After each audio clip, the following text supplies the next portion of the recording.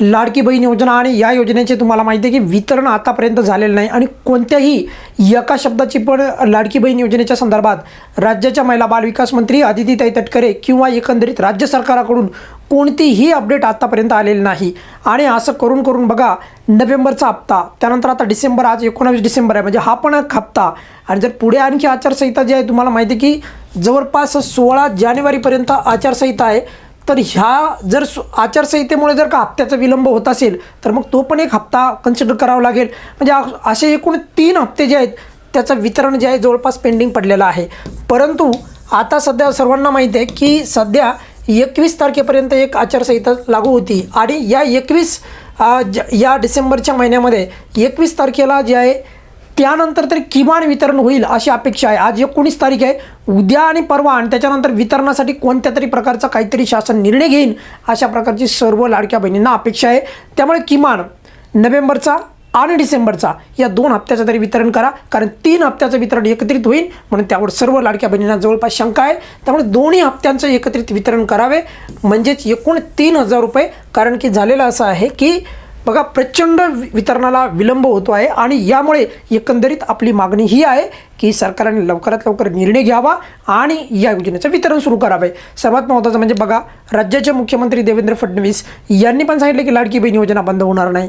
राज्याचे उपमुख्यमंत्री एकनाथ शिंदे साहेब यांनी पण सांगितलं की योजना बंद होणार नाही, पण मात्र वितरण कधी होणार यावर कोणी बोलत नाही। तर त्यामुळे राज्याच्या महिला बालविकास मंत्री त्यांनी पुढाकार घ्यायला पाहिजे, काहीतरी अपडेट द्यायला पाहिजे। आपल्याला ज्या आपल्या योजनेच्या संदर्भात नाहीत, बाकी अपडेट खूप येत आहेत, पण त्या आपल्या काही कामाच्या नाही। आपल्याला कामाची अपडेट आहे आपल्या योजनेच्या वितरणाच्या संदर्भात, आणि या संदर्भात जर का वितरण जर पुढे गेलं तर उद्या 3 हप्ते खरंच एकत्रित मिळू शकतात का, किंवा देण्याची मानसिकता सरकारची राहील का? मला तर वाटत नाही की राहील म्हणून 3 हप्ते एकत्रित देण्याची। त्यामुळे शक्य होईल तेवढे पेंडिंग हप्ते पाडू नका, लवकरात लवकर वितरण करा, म्हणजेच 21 तारखेच्या नंतर वितरणाला सुरुवात करावी अशी आपली जी काही विनंती आहे ती राज्याच्या महिला बालविकास मंत्री आदितीताई तटकरे यांना आहे की लवकरात लवकर त्यांनी वितरणावर अपडेट द्यावी, कारण की लाडक्या बहिणी प्रचंड वितरणाची वाट पाहत आहेत। ही शासनाला आपल्या व्हिडिओच्या माध्यमातून आपण ही गोष्ट सांगू इच्छितो।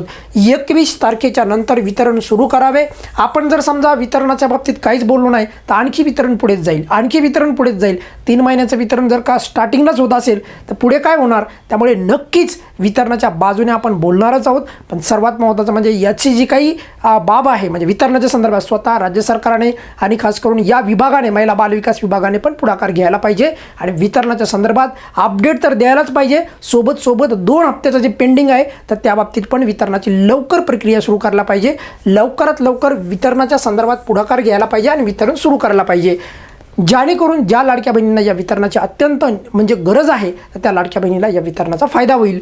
अन्यथा जर खूपच वेळ लागत असेल, जर एका वर्षाचे पैसे द्यायचे जर ठरलं असेल एकत्रित 6-6 महिन्याचे, तर त्या योजनेला आणून तरी काय फायदा झाला आहे? तर त्यामुळे त्याचा विचार व्हावा आणि त्यानंतर वितरणाला सुरुवात करावी आणि खास करून 21 तारखेच्या नंतर वितरण व्हावेच या संदर्भात किंवा अशा प्रकारची भूमिका राज्य शासनाने घ्यावी। या व्हिडिओच्या माध्यमातून आपण एवढीच विनंती करत आहोत की लवकरात लवकर 21 तारखेच्या नंतर वितरणाला सुरुवात करा, जेणेकरून लाडक्या बहिणींना त्यांचा हप्ता वेळेवर जाईल। या व्हिडिओमध्ये आपण इथेच थांबूयात। काही अडचण असेल तर व्हिडिओच्या खाली कमेंट्समध्ये विचारू शकता। धन्यवाद।